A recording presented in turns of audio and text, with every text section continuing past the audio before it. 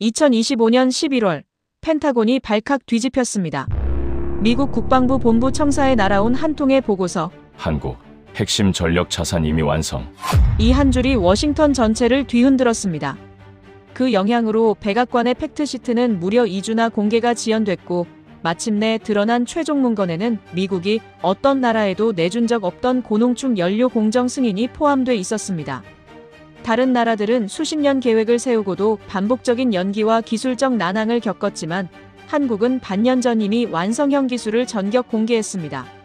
전 세계가 그저 계획만 내놓을 때 한국은 이미 결과로 증명하고 있었습니다. 이후 미국 국방부의 비밀회의에서는 동맹의 힘의 축이 이동하고 있다는 평가까지 나오게 되었죠. 이제 미국은 한국의 선택을 지켜봐야 하는 입장이 되었습니다. 동맹의 중심이 바뀐 지금 세계가 마주할 한국의 반전은 무엇일까요? 잠깐 구독과 좋아요, 대한민국 만세 댓글을 달아 한국을 응원해주세요. 2025년 11월 15일 오후 3시 워싱턴 DC 조지타운 대학교 캠퍼스입니다. 강의실 창문 너머로 붉게 물든 단풍이 보이는 가을 오후였습니다. 조나단은 국제관계학과 교수실 책상에 앉아 학생들의 과제 평가를 마무리하고 있었습니다. 58살인 그는 15년 동안 국무부 부국장으로 일하며 한반도 문제를 다뤄온 외교 전문가였습니다. 퇴직 후 3년째, 그는 이제 조용히 후학을 양성하는 삶을 살고 있었습니다. 그런데 핸드폰 화면에 낯익은 이름이 떴습니다. 국무부 동료였던 마크였습니다. 조나단은 전화를 받았습니다. 오랜만이야, 마크. 마크의 목소리에는 평소와 다른 긴장감이 묻어났습니다. 조나단, 혹시 요즘 한국 관련 이슈 추적하고 있어? 조나선은 의자에 등을 기댄 채 천천히 대답했습니다. 특별히 주목하진 않았는데 무슨 일이야? 마크가 잠시 침묵하더니 조심스럽게 말을 이었습니다. 백악관이 공동 팩트시트 발표를 이틀째 미루고 있어. 내부에서 문구 조정이 안 끝났대.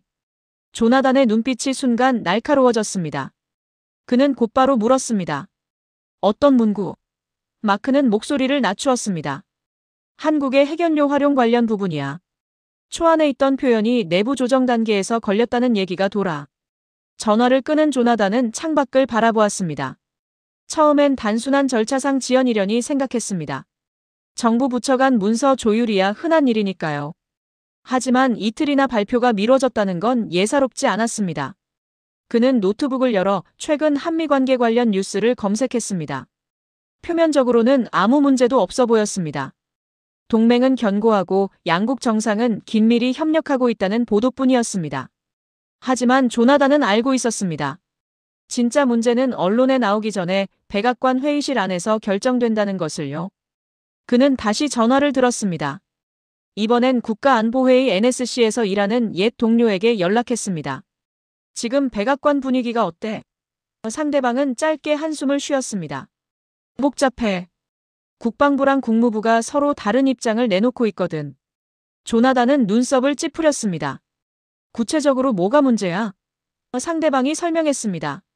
국방부 동아태 담당 캐슬 차관보가 한국의 민감한 핵연료 관련 문구는 아예 삭제해야 한다고 강하게 주장하고 있어.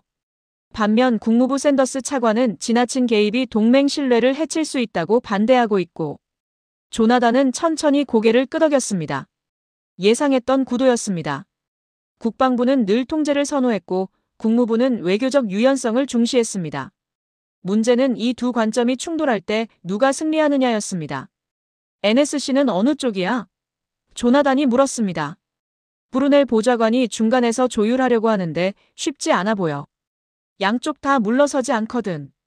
전화를 끄는 조나단은 자리에서 일어나 창가로 걸어갔습니다. 그의 머릿속에는 과거 국무부에서 일하던 시절의 기억들이 스쳐 지나갔습니다. 이런 내부 갈등은 결국 정책의 방향을 결정했습니다. 그리고 그 결정은 동맹국 전체에 영향을 미쳤습니다.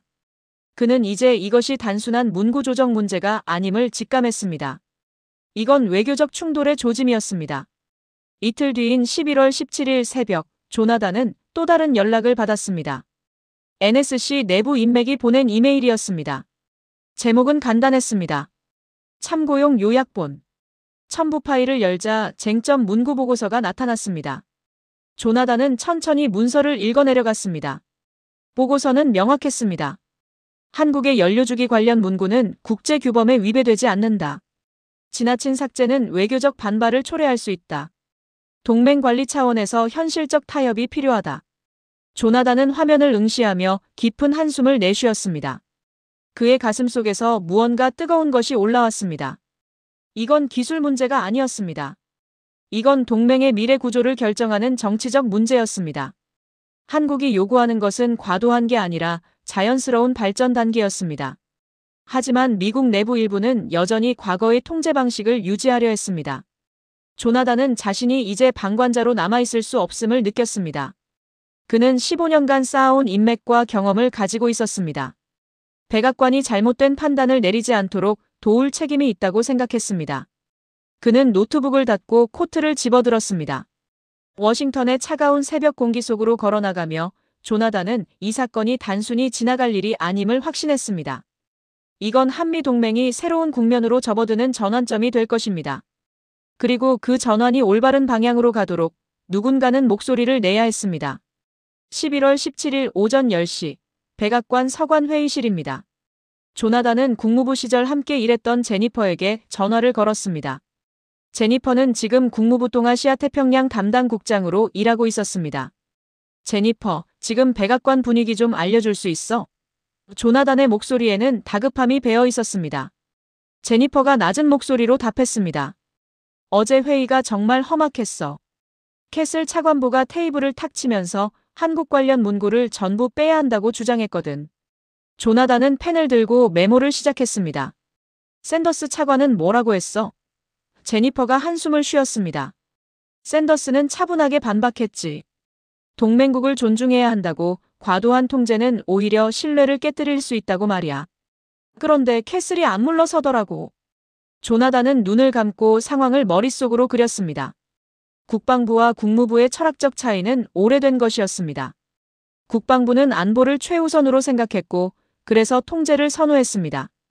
반면 국무부는 관계의 지속성을 중시했고, 그래서 유연성을 추구했습니다.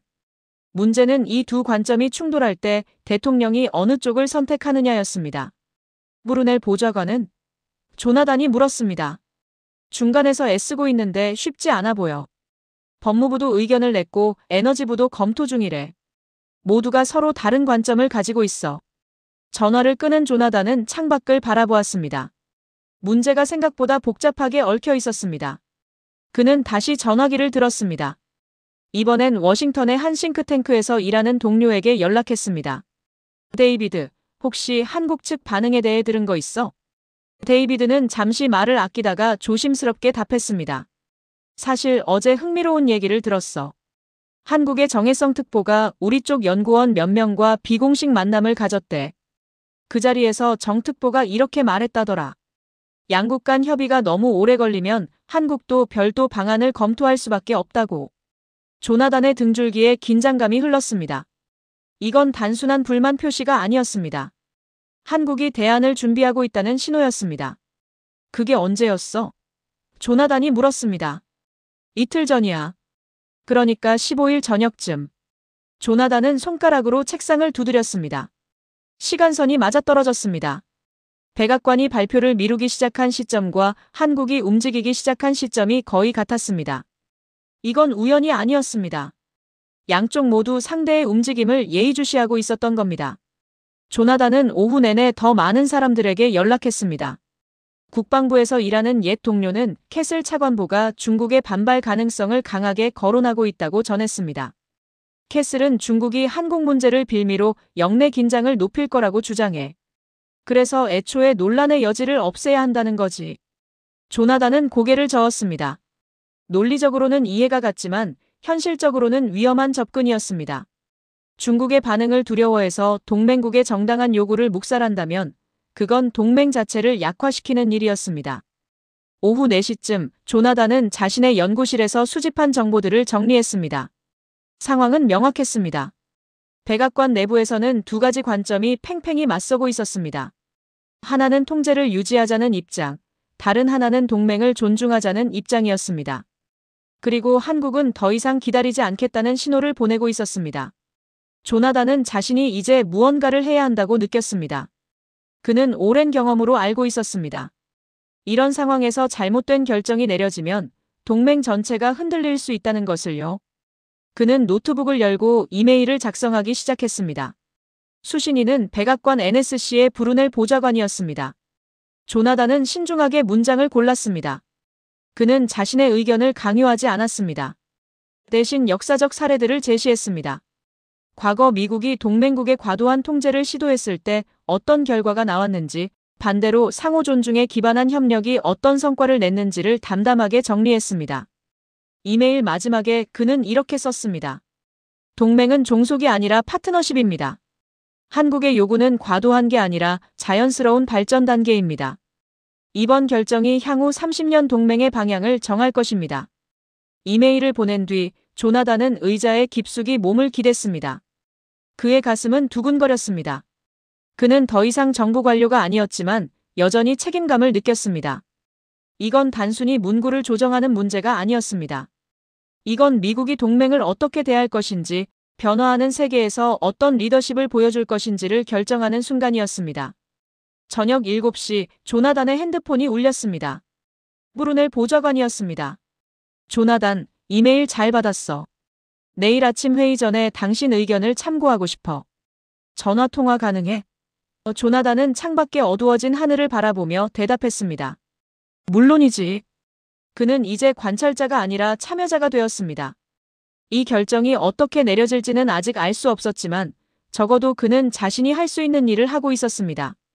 동맹의 미래가 올바른 방향으로 가도록 목소리를 내고 있었습니다. 11월 17일 저녁 8시, 조나단은 브루넬 보좌관과 전화통화를 시작했습니다. 브루넬의 목소리는 피곤해 보였습니다. 조나단, 상황이 더 복잡해졌어. 오늘 오후에 중국 외교부에서 성명을 냈거든. 조나단은 즉시 노트북을 열어 중국 외교부 웹사이트를 검색했습니다. 화면에 첸루이 부부장의 기자회견 내용이 떠올랐습니다. 중국 외교부는 한국의 핵연료 관련 논의가 지역 안정에 부정적 영향을 줄 수 있다고 우려를 표명했습니다. 직접적으로 한국을 비난하지는 않았지만 메시지는 분명했습니다. 이게 어제 나온 거야? 조나단이 물었습니다. 아니, 오늘 오후 4시쯤이야. 베이징 시간으로는 새벽이었지. 브루넬이 답했습니다. 조나단은 화면을 스크롤하며 내용을 읽었습니다. 중국의 논평은 조심스러웠지만 의도는 명확했습니다. 한국의 움직임을 견제하려는 것이었습니다. 백악관 반응은? 조나단이 물었습니다. 브루넬이 한숨을 쉬었습니다. 캐슬 차관보가 이걸 근거로 더 강하게 밀어붙이고 있어. 중국의 반발을 고려해야 한다면서 한국 관련 문구를 더욱 축소해야 한다고 주장하고 있거든. 조나단은 눈을 감았습니다. 예상했던 전개였지만 실제로 일어나니 답답했습니다. 중국의 우려를 무시할 수는 없었습니다. 하지만 중국의 반응을 두려워해서 동맹국의 정당한 요구를 포기한다면 그건 더 큰 문제였습니다. 샌더스 차관은? 조나단이 물었습니다. 여전히 반대하고 있어. 하지만 캐슬의 논리가 힘을 얻고 있는 게 사실이야. 국방부 내에서도 중국과의 불필요한 마찰을 피해야 한다는 의견이 나오고 있거든. 전화를 끄는 조나단은 책상 앞에 앉아 생각에 잠겼습니다. 상황이 예상보다 빠르게 움직이고 있었습니다. 이제 문제는 단순히 미국과 한국 사이의 협의가 아니었습니다. 미국과 중국 사이의 경쟁 구도 속에서 한국 문제가 시험대에 오른 것이었습니다. 조나단은 다시 컴퓨터 화면을 켰습니다. 중국 언론들의 보도를 검색했습니다. 관영 매체들은 한국의 핵연료 프로그램에 대해 우려 섞인 논평을 내놓고 있었습니다. 직접적인 비난은 아니었지만 계속해서 지역 안정이라는 단어를 반복했습니다. 조나단은 이 패턴을 알고 있었습니다. 중국이 특정 이슈에 대해 압박을 가할 때 사용하는 방식이었습니다. 밤 9시 조나단은 또 다른 전화를 받았습니다. 국무부의 제니퍼였습니다. 조나단, 내일 아침 회의가 정말 중요해질 것 같아. 캐슬이 중국 카드를 들고 나온 이상 대통령실도 신중해질 수밖에 없거든. 조나단은 펜을 돌리며 물었습니다. 법무부나 에너지부 입장은? 제니퍼가 답했습니다. 법무부는 기술적으로 문제 없다는 입장이야. 국제규범에 어긋나지 않는다고 봐. 에너지부도 비슷한 의견이고. 문제는 정치적 판단이지 법적 판단이 아니야. 조나단은 고개를 끄덕였습니다. 결국 이건 법의 문제가 아니라 의지의 문제였습니다. 미국이 중국의 압박 앞에서 동맹을 어떻게 대할 것인지 그 선택의 순간이었습니다. NSC는 어느 쪽으로 기울고 있어? 조나단이 조심스럽게 물었습니다. 브루넬은 균형을 잡으려고 애쓰고 있어. 하지만 쉽지 않아 보여. 대통령실에서도 여러 시나리오를 검토하고 있다는 얘기가 들려. 전화를 끊은 뒤 조나단은 창밖을 바라보았습니다. 워싱턴의 밤 풍경이 고요했습니다. 하지만 그의 머릿속은 복잡했습니다. 이 상황을 어떻게 풀어야 할까요? 그는 자신의 경험을 되짚어 보았습니다. 국무부에서 15년 동안 일하며 수많은 외교 갈등을 봤습니다. 그 중에는 잘 해결된 것도 있었고 실패한 것도 있었습니다. 성공한 경우들의 공통점은 무엇이었을까요? 조나단은 답을 알고 있었습니다. 원칙을 지킨 경우였습니다. 단기적 압박에 굴복하지 않고 장기적 관계를 우선시했을 때 문제가 풀렸습니다. 반대로 실패한 경우는 외부 압박에 즉각 반응하며 동맹을 소홀히 했을 때였습니다. 조나단은 다시 노트북을 열었습니다. 이번엔 과거 사례들을 정리하기 시작했습니다. 구체적인 연도와 사건들을 나열했습니다. 그는 이 자료를 브루넬에게 보내기로 했습니다. 역사는 교훈을 줍니다. 같은 실수를 반복하지 않으려면 과거를 돌아봐야 했습니다. 밤 11시, 조나단은 두 번째 이메일을 작성했습니다. 이번엔 더 구체적이었습니다. 그는 중국의 압박이 있을 때마다 미국이 어떻게 대응했는지, 그 결과가 무엇이었는지를 상세히 적었습니다. 특히 동맹을 우선시했을 때와 중국의 반응을 우선시했을 때의 차이를 명확히 보여주었습니다. 이메일 끝에 그는 이렇게 썼습니다. 외부 압박은 언제나 있을 것입니다. 하지만 우리의 선택이 무엇을 우선하는지가 장기적 신뢰를 결정합니다. 한국은 우리의 동맹입니다. 그 신뢰를 지키는 것이 결국 우리의 힘이 될 것입니다. 이메일을 보낸 뒤 조나단은 의자에 기대어 깊은 숨을 내쉬었습니다. 그의 가슴 속에는 불안과 희망이 동시에 자리 잡고 있었습니다. 상황은 복잡해졌지만 아직 끝난 게 아니었습니다. 내일 아침 백악관 회의가 결정적일 것입니다. 그 회의에서 어떤 결정이 내려질지는 아무도 몰랐습니다. 하지만 조나단은 자신이 할 수 있는 일을 다하고 있었습니다. 동맹의 가치를 지키기 위해, 옳은 길을 제시하기 위해 그는 목소리를 내고 있었습니다. 11월 17일 밤 11시 30분, 조나단의 핸드폰이 울렸습니다. 생소한 번호였습니다. 전화를 받자 차분한 여성의 목소리가 들렸습니다. 조나단 교수님, 저는 주미 한국 대사관의 박연주 대사입니다. 갑자기 연락드려 죄송합니다. 조나단은 잠시 놀랐지만 곧 침착하게 답했습니다. 아닙니다, 대사님. 무슨 일이신가요? 박 대사가 말했습니다. 교수님께서 최근 이 문제에 관심을 가지고 계신다는 얘기를 들었습니다. 가능하시다면 내일 아침 잠깐 뵙고 싶은데 시간이 되실까요? 조나단은 시계를 보았습니다. 내일 아침이라면 백악관 회의 전이었습니다. 물론입니다. 몇 시가 좋으세요? 박 대사가 답했습니다. 6시는 어떠세요? 대사관 근처 조용한 곳에서 뵙겠습니다. 이른 아침이었지만 조나단은 주저하지 않았습니다. 알겠습니다. 장소를 알려주시죠. 다음 날 새벽 5시 30분, 조나단은 워싱턴 시내의 한 조용한 카페에 도착했습니다. 아직 어둠이 채 가시지 않은 시간이었습니다. 카페 안에는 사람이 거의 없었습니다. 창가 자리에 단정한 정장을 입은 여성이 앉아 있었습니다. 박연주 대사였습니다. 조나단이 다가가자 박 대사가 일어나 악수를 청했습니다. 멀리까지 와주셔서 감사합니다. 두 사람은 자리에 앉았습니다. 박 대사는 커피를 한 모금 마신 뒤 천천히 입을 열었습니다. 교수님, 저희 입장을 직접 말씀드리고 싶어서 이 자리를 마련했습니다. 요즘 워싱턴에서 여러 이야기들이 오가는데 오해가 있을 것 같아서요. 조나단은 고개를 끄덕이며 귀를 기울였습니다. 박 대사가 계속 말했습니다. 한국은 미국과의 공조를 흔들 생각이 전혀 없습니다. 동맹은 우리에게도 소중합니다. 하지만 20년 전의 기준을 지금도 그대로 유지할 수는 없는 상황입니다. 조나단은 조심스럽게 물었습니다. 구체적으로 어떤 부분이 문제라고 보시나요? 박 대사는 잠시 창밖을 바라보다가 답했습니다. 한국의 과학기술 수준은 20년 전과 완전히 다릅니다. 우리는 이제 많은 분야에서 세계적 경쟁력을 갖추고 있어요. 평화적 핵활동에 대한 우리의 접근도 국제 규범 안에서 충분히 가능합니다. 문제는 과거의 틀이 현재의 현실을 따라오지 못하고 있다는 거죠. 조나단은 그녀의 말을 곱씹었습니다. 박 대사의 목소리는 차분했지만 단호했습니다. 우리는 협박하려는 게 아닙니다. 다만 동맹이라는 게 일방적 복종이 아니라 상호 존중이어야 한다고 믿습니다.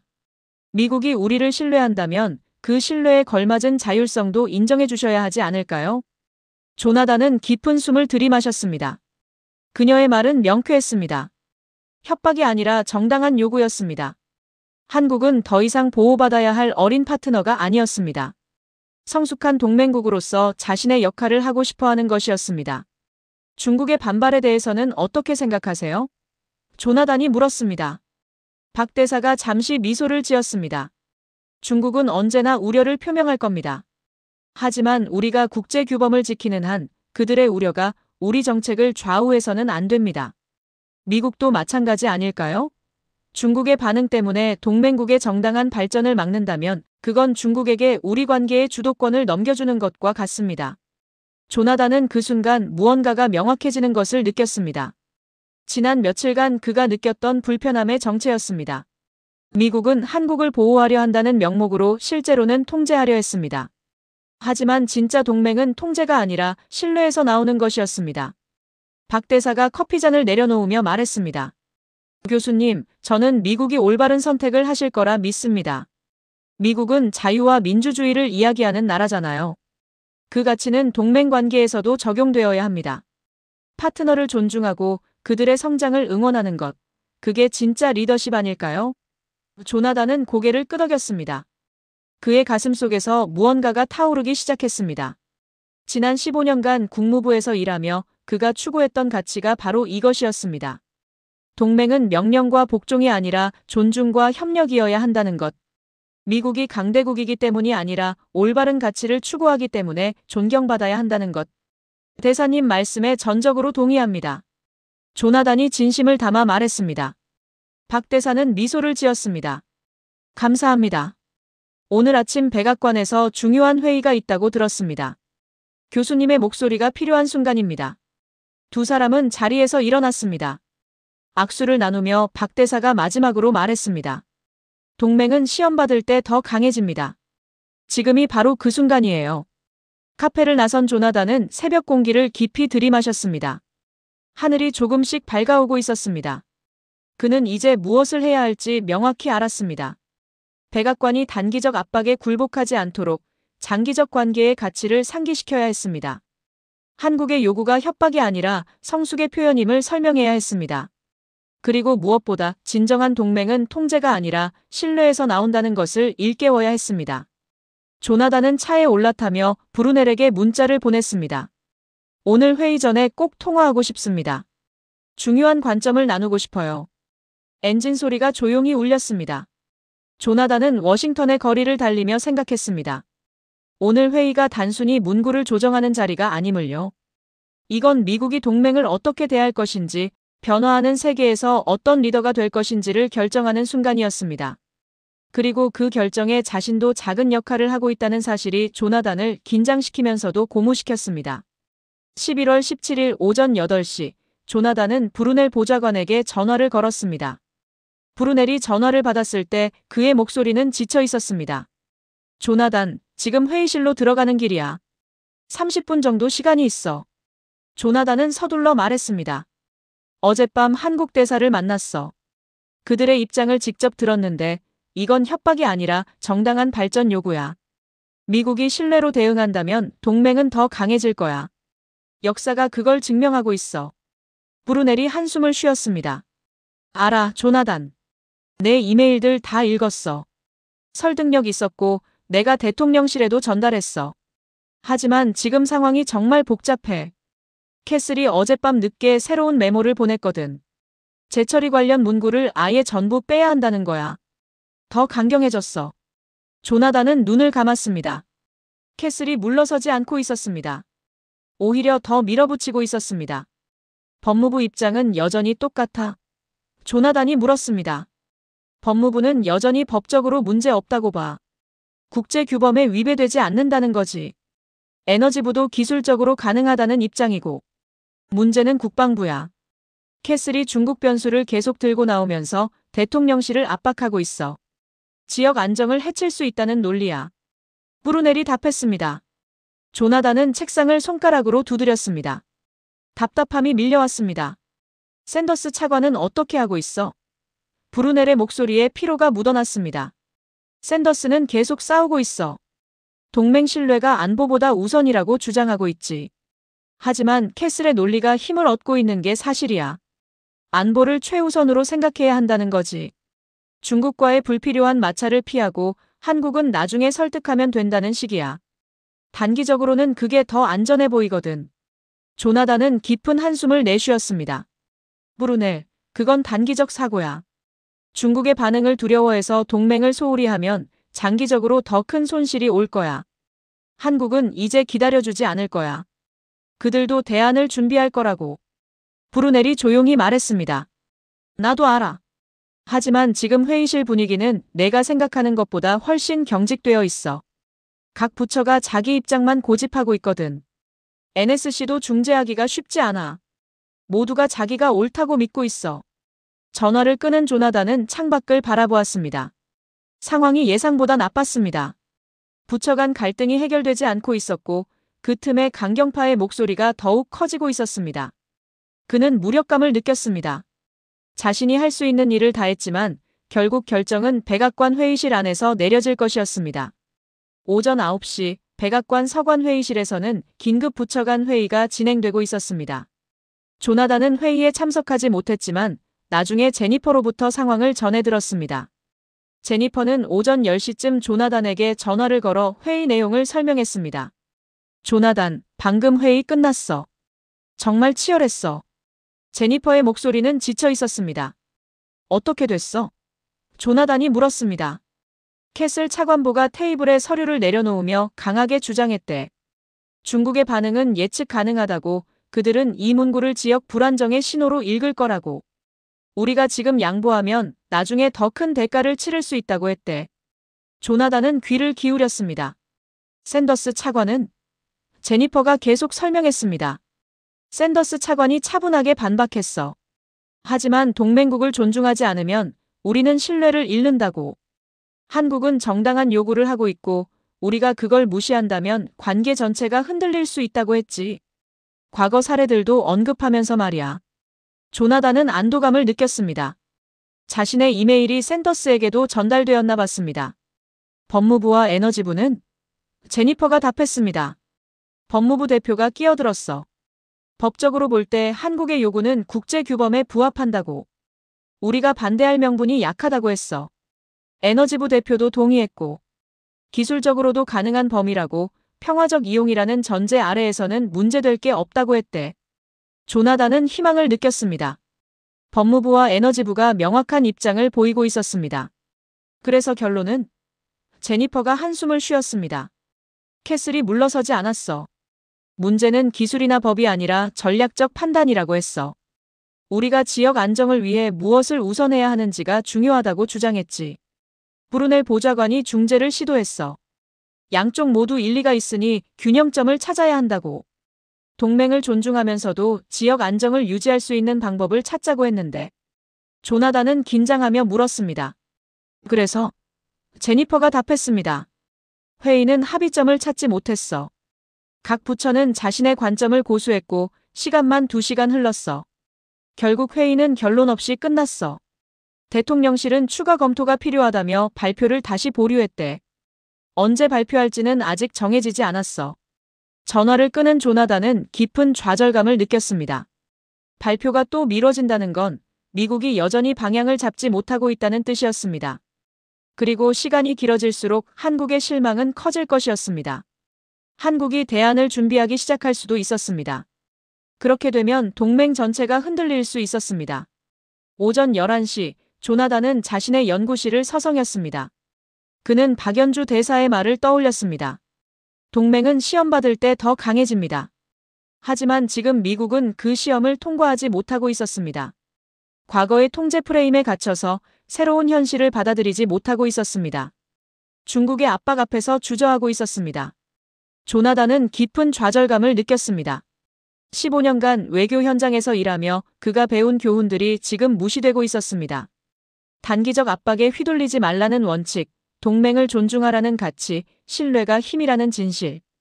이 모든 것들이 회의실 밖에 방치되어 있었습니다. 정치적 계산이 원칙을 밀어내고 있었습니다. 정오쯤 조나단은 마크에게도 전화를 걸었습니다. 마크, 상황이 좋지 않아. 회의가 결론 없이 끝났대. 마크가 놀라며 물었습니다. 정말? 그럼 어떻게 되는 거야? 조나단이 답했습니다. 모르겠어. 대통령실에서 추가 검토 중이래. 하지만 시간이 흐를수록 상황은 더 안 좋아질 것 같아. 한국도 기다려주지 않을 거야. 마크가 조심스럽게 물었습니다. 내가 할 수 있는 게 더 있을까? 조나단은 잠시 침묵했습니다. 그는 생각했습니다. 자신이 할 수 있는 게 뭘까? 이미 2번이나 이메일을 보냈습니다. 브루넬과도 여러 번 통화했습니다. 박연주 대사와도 만났습니다. 더 할 수 있는 게 있을까? 오후 1시쯤 조나단은 브루넬에게 다시 전화를 걸었습니다. 브루넬, 이대로 가면 안 돼. 과거의 프레임으로 정책을 만들면 파국이 올 수 있어. 한국은 더 이상 기다려주지 않을 거야. 이건 단순히 문구 조정이 아니라 동맹의 미래가 걸린 문제야. 우리가 지금 어떤 선택을 하느냐가 향후 30년을 결정할 거야. 브루넬이 지친 목소리로 답했습니다. 알아, 조나단. 나도 그렇게 생각해. 하지만 지금 대통령실도 신중해지고 있어. 중국 변수를 무시할 수 없다는 거지. 오늘 오후에 다시 회의가 있을 예정이야. 거기서 최종 방향이 정해질 거야. 나도 최선을 다하고 있어. 조나단은 창밖의 흐린 하늘을 바라보았습니다. 구름이 낮게 깔려 있었습니다. 비가 올 것 같았습니다. 그는 자신이 할 수 있는 모든 것을 다했습니다. 이제 남은 건 백악관의 선택이었습니다. 그 선택이 미국의 미래를, 동맹의 미래를, 그리고 이 지역의 미래를 결정할 것이었습니다. 오후 2시쯤 조나단은 책상 앞에 앉아 조용히 기도하듯 중얼거렸습니다. 제발 올바른 선택을 하길. 단기적 안일함이 아니라 장기적 지혜를 선택하길. 두려움이 아니라 용기를 선택하길. 그의 목소리는 떨리고 있었습니다. 가슴 속에는 불안과 희망이 뒤섞여 있었습니다. 오후 회의가 어떤 결과를 낳을지 아무도 몰랐습니다. 조나단은 창밖을 바라보며 기다렸습니다. 구름 사이로 가끔 햇빛이 비쳤습니다. 그는 그 빛을 보며 희망을 잃지 않으려 했습니다. 아직 끝나지 않았습니다. 오후 회의가 남아 있었습니다. 그리고 그 회의에서 전환점이 올 수도 있었습니다.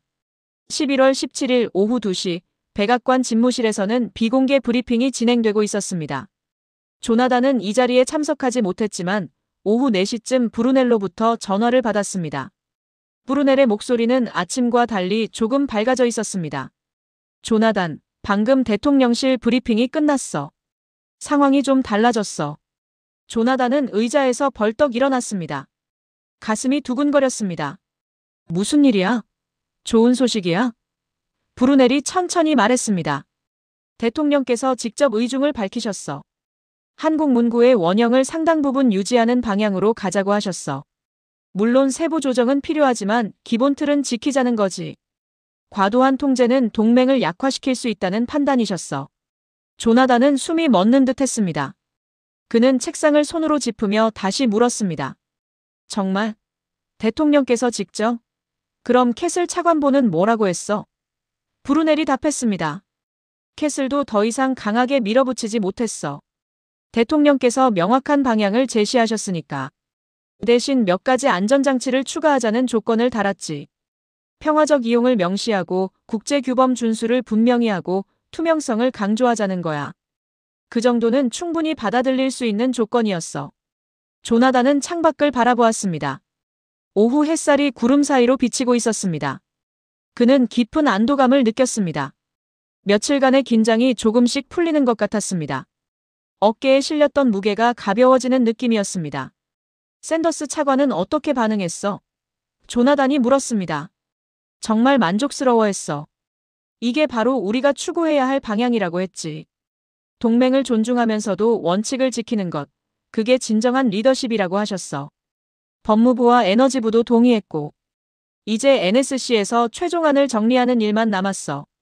브루넬이 설명했습니다. 조나단은 조심스럽게 물었습니다. 언제 발표할 예정이야? 시간이 얼마나 걸릴 것 같아? 브루넬이 답했습니다. 내가 지금부터 최종한 초안을 작성할 거야. 3가지 기준으로 정리하려고 해. 첫째, 수정을 최소화한다. 한국의 원래 요구를 최대한 존중한다는 뜻이야. 둘째, 법적 안정성을 확보한다. 국제 규범과 양자 협정에 부합하도록 만든다는 거지. 셋째, 동맹 신뢰를 우선한다. 단기적 압박보다 장기적 관계를 중시한다는 의미야. 이 세 원칙으로 문구를 다듬으면 오늘 밤이나 내일 새벽에는 발표할 수 있을 거야. 조나단은 고개를 끄덕였습니다. 그의 목소리가 약간 떨렸습니다. 브루넬, 정말 고마워. 내가 중간에서 얼마나 힘들었을지 알아. 부처들 사이에서 조율하는 게 얼마나 어려운지 나도 경험했거든. 내가 끝까지 포기하지 않았기 때문에 이런 결과가 나온 거야. 브루넬이 웃으며 말했습니다. 조나단, 내 이메일들이 큰 도움이 됐어. 특히 역사적 사례들을 정리한 2번째 이메일. 그게 대통령실 참모들에게도 전달됐거든. 과거의 실수를 반복하지 말자는 내 메시지가 무게감 있게 전달됐어. 사실 오늘 브리핑에서도 그 내용이 언급됐어. 내 덕분이야. 전화를 끄는 조나단은 의자에 깊숙이 몸을 기댔습니다. 그는 천장을 올려다보며 깊은 숨을 들이마셨습니다. 안도감이 밀려왔습니다. 지난 며칠간 느꼈던 긴장, 불안, 좌절이 조금씩 사라지는 것 같았습니다. 가슴속 무거운 돌이 치워지는 느낌이었습니다. 하지만 동시에 다른 감정도 올라왔습니다. 무거움이었습니다. 조나단은 이번 결정이 단순히 문구 하나를 조정하는 것 이상의 의미를 가진다는 것을 알고 있었습니다. 이건 미국의 동맹 정책 패러다임이 전환되는 순간이었습니다. 통제에서 신뢰로, 종속에서 파트너십으로, 과거의 틀에서 새로운 현실로. 이 작은 결정이 향후 수십 년의 관계를 규정할 것이었습니다. 오후 5시쯤 조나단은 자리에서 일어나 창가로 걸어갔습니다. 워싱턴의 가을 풍경이 눈에 들어왔습니다. 나뭇잎들이 바람에 흔들리고 있었습니다. 붉고 노란 단풍이 햇빛을 받아 빛나고 있었습니다. 그는 박연주 대사의 말을 떠올렸습니다. 동맹은 시험 받을 때 더 강해집니다. 미국이 지금 그 시험을 통과하고 있었습니다. 외부 압박에 굴복하지 않고 내부 갈등을 극복하고 올바른 원칙을 선택하고 있었습니다.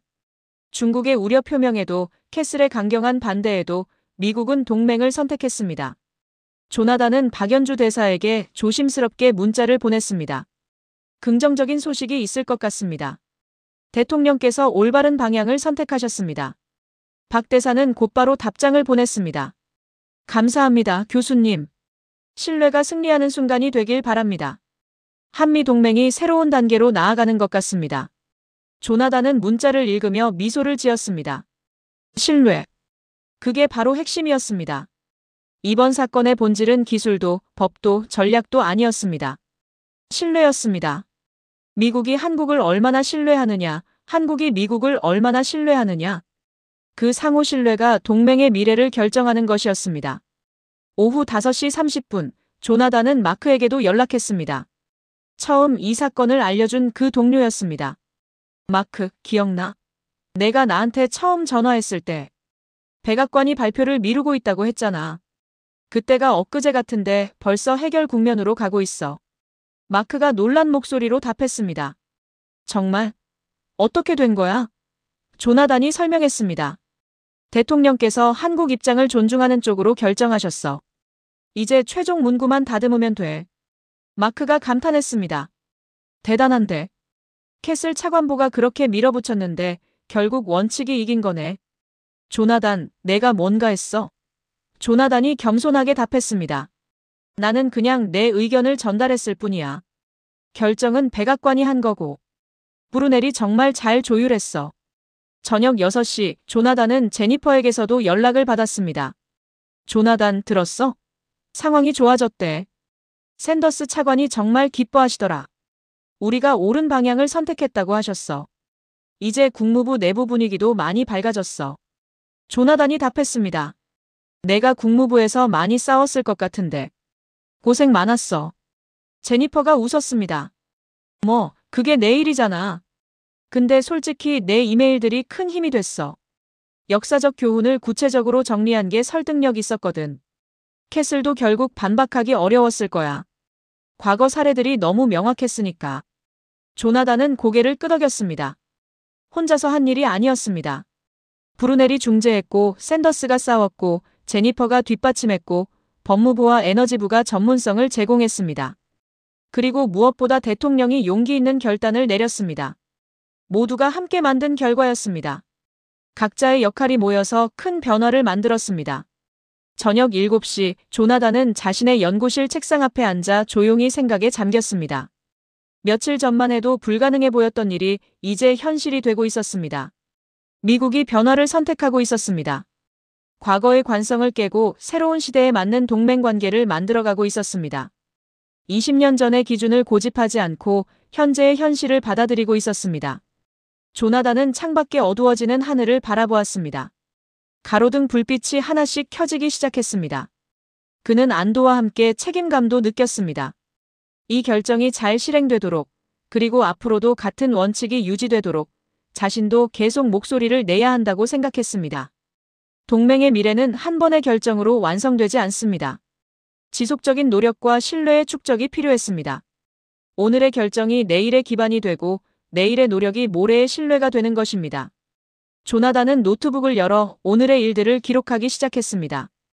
언젠가 이 사건을 학생들에게 가르칠 때 동맹의 진정한 의미를 설명할 수 있을 것 같았습니다. 통제가 아니라 신뢰의 종속이 아니라 파트너십, 과거가 아니라 미래. 그것이 바로 오늘 미국이 선택한 길이었습니다. 저녁 8시쯤 조나단은 커피를 마시며 브루넬이 지금쯤 최종안을 작성하고 있을 거라고 생각했습니다. 3가지 기준. 수정 최소화, 법적 안정성, 동맹 신뢰.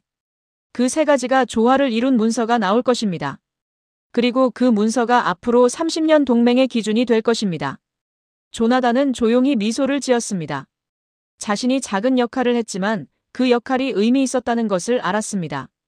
한 사람의 목소리가 세상을 바꿀 수 있다는 것을, 원칙을 지키는 것이 얼마나 중요한지를 그는 다시 한번 확인했습니다. 11월 17일 저녁 8시, 브루넬은 NSC 사무실에서 최종안 작성에 몰두하고 있었습니다. 그는 조나단에게 짧은 문자를 보냈습니다. 지금 마무리 중입니다. 오늘 밤 안에 발표하겠습니다. 조나단은 문자를 읽고 답장을 보냈습니다. 고생 많으십니다. 좋은 결과를 기대합니다. 그는 자신의 연구실에 남아 기다렸습니다. 창밖은 이미 어두워져 있었습니다. 워싱턴의 거리에 가로등 불빛이 하나둘 켜지기 시작했습니다. 조나단은 따뜻한 커피를 마시며 컴퓨터 화면을 응시했습니다. 백악관 공식 웹사이트를 몇 분마다 새로 고침하면서 발표를 기다렸습니다. 그의 손가락은 마우스 위에서 떨리고 있었습니다. 밤 9시 조나단은 제니퍼에게 전화를 걸었습니다. 혹시 백악관에서 소식 들은 거 있어? 제니퍼가 답했습니다. 브루넬이 지금 최종 검토 중이래. 법무부랑 에너지부에도 다시 한번 확인받고 있대. 완벽하게 하려고 하는 것 같아. 조나단이 물었습니다. 캐슬 차관보는? 제니퍼가 한숨을 쉬었습니다. 더 이상 반대하지는 않는 것 같아. 대통령 의중이 명확했으니까. 다만 안전장치들이 제대로 들어갔는지는 꼼꼼히 확인하고 있대. 조나단은 고개를 끄덕였습니다. 그래도 방향은 정해진 거잖아. 이제는 표현의 문제겠지. 제니퍼가 동의했습니다. 맞아. 샌더스 차관님도 안심하는 분위기야. 드디어 올바른 방향으로 가고 있다고 하시더라. 밤 10시, 브루넬이 다시 문자를 보냈습니다. 최종 검토 중입니다. 1시간 후면 발표됩니다. 3가지 기준을 모두 충족시켰어요.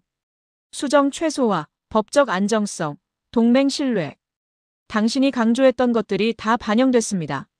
조나단의 가슴이 두근거렸습니다. 지난 며칠간의 긴장이 이제 결실을 맺으려 하고 있었습니다. 그는 자리에서 일어나 창가를 서성였습니다.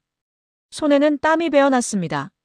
이 발표가 어떤 내용을 담고 있을지, 한국의 요구가 얼마나 반영되었을지, 국제사회는 어떻게 반응할지 그는 초조하게 기다렸습니다. 10시 30분쯤 조나단은 다시 자리에 앉아 화면을 지켜보았습니다. 그는 과거 국무부에서 일하던 시절을 떠올렸습니다. 수많은 정책 문서들이 만들어지고 수정되고 발표되는 과정을 지켜봤습니다. 그중 어떤 것은 역사에 남았고 어떤 것은 잊혀졌습니다. 오늘 발표될 이 문서는 어떤 의미를 가지게 될까요? 조나단은 이것이 단순한 외교 문서가 아니라 동맹 관계의 패러다임을 바꾸는 전환점이 될 것이라고 믿었습니다. 밤 11시 45분, 백악관 웹사이트에 새로운 문서가 올라왔습니다. 제목은 간단했습니다. 한미 전략 협력에 관한 공동 팩트시트. 조나단은 심호흡을 하고 마우스를 클릭했습니다. 화면에 문서 내용이 나타났습니다. 그는 숨을 참으며 천천히 읽어내려갔습니다. 문서는 여러 협력 분야를 다루고 있었습니다. 경제협력, 기술협력, 안보협력, 그리고 에너지협력. 조나단의 시선은 핵심 문구에 고정되었습니다. 양국은 한국의 평화적 핵활동에 관한 기술협력과 연료주기 관련 사안을 기존 국제규범과 양자협정의 틀 안에서 지속적으로 협의한다. 이는 비확산 원칙과 투명성 보장을 전제로 하며 지역 안정과 글로벌 안보에 기여하는 방향으로 추진된다. 조나단은 문장을 다시 한번 천천히 읽었습니다. 핵심이 보였습니다. 평화적 핵활동이라는 표현이 유지되었습니다. 연료주기라는 단어도 그대로 있었습니다. 지속적으로 협의한다는 표현은 한국의 자율성을 인정하면서도 협력 틀을 유지한다는 의미였습니다. 과거처럼 금지 또는 제한이라는 강경한 표현은 보이지 않았습니다. 대신 협의, 협력, 국제규범이라는 균형 잡힌 단어들이 사용되었습니다. 조나단은 눈을 감았습니다. 안도감이 파도처럼 밀려왔습니다. 미국이 올바른 선택을 했습니다. 한국의 정당한 요구를 존중하면서도 국제규범이라는 안전장치를 명확히 했습니다. 통제가 아니라 협의, 금지가 아니라 협력. 이것이 바로 성숙한 동맹의 모습이었습니다. 그는 문서를 계속 읽어내려갔습니다. 다른 부분들도 신중하게 작성되어 있었습니다. 반도체 협력, 우주 협력, 사이버 안보 협력. 모든 분야에서 상호 존중과 파트너십이 강조되고 있었습니다. 이건 단순히 해결료 문제만의 변화가 아니었습니다. 전체 동맹 관계의 기조가 바뀌고 있었습니다. 조나단은 즉시 박연주 대사에게 문자를 보냈습니다. 발표문을 확인했습니다. 의미 있는 내용입니다. 한국의 입장이 존중받았습니다. 박 대사는 곧바로 답장을 보냈습니다. 감사합니다, 교수님. 신뢰의 힘을 확인하는 순간입니다. 이제 우리는 진정한 파트너로서 협력할 수 있을 것 같습니다. 자정 직전, 조나단은 제니퍼에게도 연락했습니다. 발표 봤어. 정말 잘 마무리됐어. 브루넬이 정말 훌륭하게 정리했더라. 제니퍼가 기쁜 목소리로 답했습니다. 샌더스 차관님도 방금 확인하셨대. 정말 만족하셨대. 우리가 원칙을 지켰다고 하시더라. 조나단, 내 역할이 컸어.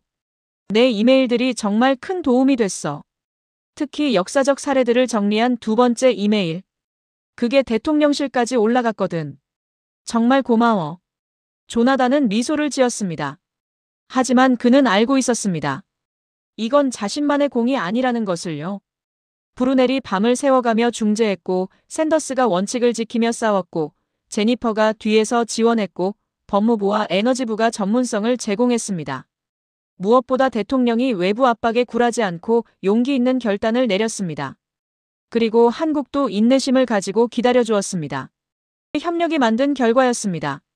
11월 17일 자정 무렵, 조나단은 중국 외교부 웹사이트도 확인했습니다. 예상대로 중국은 논평을 발표했습니다.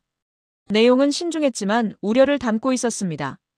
지역 안정에 영향을 미칠 수 있는 사안에 대해 모든 당사국이 책임 있는 자세를 보여주길 기대한다. 국제 비확산 체제가 견고하게 유지되어야 한다는 표현이었습니다. 직접적 비난은 아니었지만 불편함을 드러낸 것이었습니다. 하지만 미국과 한국의 공동 대응도 신속했습니다. 백악관 대변인은 간단한 성명을 냈습니다. 우리의 협력은 국제규범과 비확산 원칙을 철저히 준수하며 지역 안정에 기여할 것입니다. 투명성과 책임을 바탕으로 진행됩니다. 한국 외교부도 비슷한 입장을 밝혔습니다. 한미 협력은 투명하고 책임 있는 방식으로 진행되며 국제사회의 신뢰를 바탕으로 합니다. 모든 활동은 국제규범 아래에서 이뤄질 것입니다. 조나단은 이 대응들을 읽으며 고개를 끄덕였습니다. 중국의 우려를 무시하지도 않았지만 그렇다고 굴복하지도 않았습니다. 원칙을 지키면서도 대화의 문을 열어두는 균형 잡힌 접근이었습니다. 이것이 바로 성숙한 외교였습니다. 자정이 지나고 11월 18일이 되기 직전, 조나단은 브루넬에게 마지막 문자를 보냈습니다. 고생 많으셨습니다. 완벽한 문서입니다. 역사적인 순간을 함께해서 영광이었습니다. 브루넬이 답했습니다. 조나단, 내가 없었다면 불가능했을 거야. 내 목소리가 우리에게 방향을 제시해줬어. 원칙을 상기시켜줬어. 진심으로 고마워. 이제 좀 쉬어. 조나단은 핸드폰을 내려놓고 창밖을 바라보았습니다. 워싱턴의 밤은 고요했습니다. 하지만 그의 가슴 속에는 뜨거운 무언가가 타오르고 있었습니다. 성취감이었습니다. 자신이 옳다고 믿었던 가치가 현실이 되는 것을 본 기쁨이었습니다.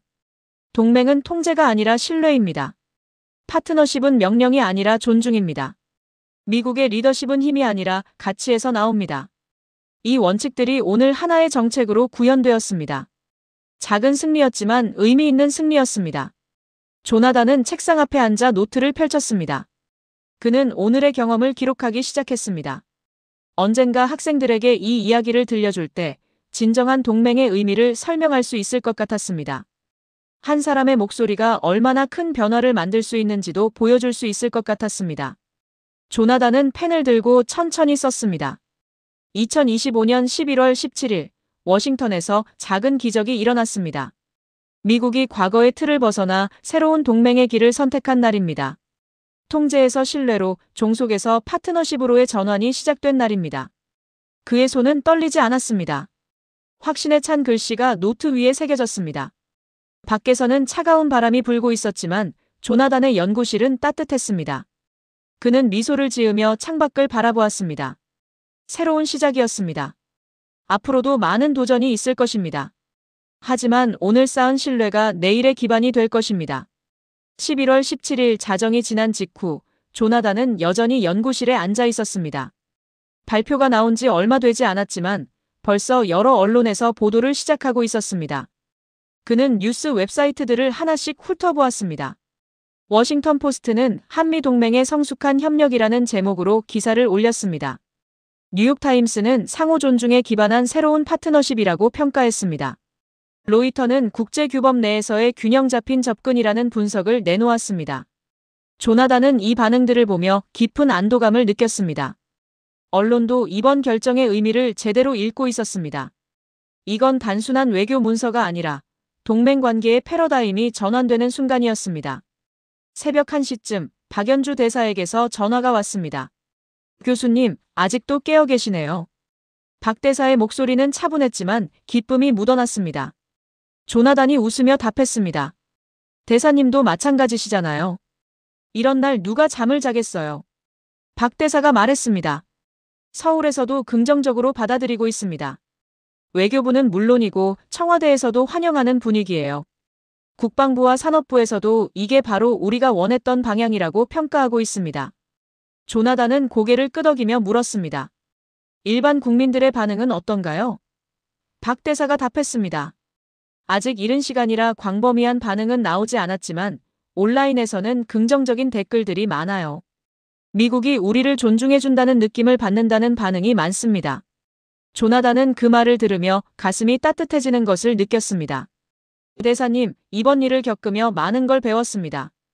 동맹이란 게 단순히 조약이나 협정이 아니라 매 순간 신뢰를 쌓아가는 과정이라는 걸 다시 깨달았어요. 그리고 그 신뢰는 일방적이 아니라 쌍방향이어야 한다는 것도요. 박 대사가 조용히 말했습니다. 교수님의 목소리가 없었다면 이 결과도 없었을 겁니다. 때로는 정부 밖에서 원칙을 지키는 사람들이 더 큰 힘을 발휘하죠. 교수님처럼 경험과 지혜를 가진 분들이 용기 있게 목소리를 내주셔야 정책이 올바른 방향으로 갈 수 있습니다. 진심으로 감사드립니다. 전화를 끄는 조나단은 창밖을 바라보았습니다. 워싱턴의 밤하늘에 별이 반짝이고 있었습니다. 그는 지난 며칠을 천천히 돌이켜보았습니다. 11월 15일 오후 3시 마크에게서 전화를 받았을 때만 해도 이런 결과를 예상하지 못했습니다. 백악관 내부의 갈등, 중국의 압박, 부처 간 충돌. 모든 게 불가능해 보였습니다. 캐슬 차관보의 강경한 입장, 발표가 계속 미뤄지는 상황, 중국 외교부의 우려 표명. 매 순간이 위기였습니다. 하지만 결국 원칙이 승리했습니다. 샌더스 차관이 포기하지 않았고 브루넬이 중재의 끈을 놓지 않았고 대통령이 용기 있는 결단을 내렸습니다. 그리고 한국도 인내심을 가지고 기다려주었습니다. 조나단은 자신의 역할을 돌아보았습니다. 그는 정책 결정자가 아니었습니다. 단지 외부에서 목소리를 낸 한 사람이었습니다. 2번의 이메일, 몇 번의 전화통화, 박연주 대사와의 새벽 면담. 그게 전부였습니다. 하지만 그 작은 노력들이 브루넬에게 전달되었고, 브루넬이 대통령실에 전달했고, 결국 올바른 결정으로 이어졌습니다. 한 사람의 목소리가 얼마나 큰 차이를 만들 수 있는지를 조나단은 직접 경험했습니다. 새벽 2시, 조나단은 노트를 펼쳐 오늘의 교훈을 정리하기 시작했습니다. 그는 언젠가 학생들에게 이 이야기를 들려줄 때 무엇을 강조해야 할지 신중하게 생각했습니다. 첫째, 동맹은 통제가 아니라 신뢰입니다. 미국이 한국을 통제하려 했다면 관계는 무너졌을 것입니다. 하지만 신뢰로 접근했기 때문에 동맹이 더 강해졌습니다. 파트너를 존중하는 것, 그것이 진정한 리더십이었습니다. 둘째, 원칙은 단기적 압박보다 강합니다. 중국의 우려도 있었고 내부의 반대도 있었습니다. 당장 편한 길은 한국의 요구를 무시하고 현상 유지를 선택하는 것이었습니다. 하지만 미국이 원칙을 지켰기 때문에 장기적으로 옳은 길을 선택할 수 있었습니다. 셋째, 한 사람의 목소리도 중요합니다. 조나단은 권력자가 아니었습니다. 하지만 자신의 경험과 지식을 바탕으로 목소리를 냈습니다. 그 목소리가 결국 변화를 만들었습니다. 민주주의에서는 누구나 영향력을 가질 수 있습니다. 넷째, 인내와 끈기가 필요합니다. 하루아침에 바뀌는 것은 없습니다. 며칠간의 긴장, 좌절, 불안을 견뎌냈기 때문에 결실을 맺을 수 있었습니다. 조나단은 이 4가지 교훈을 노트에 정리했습니다.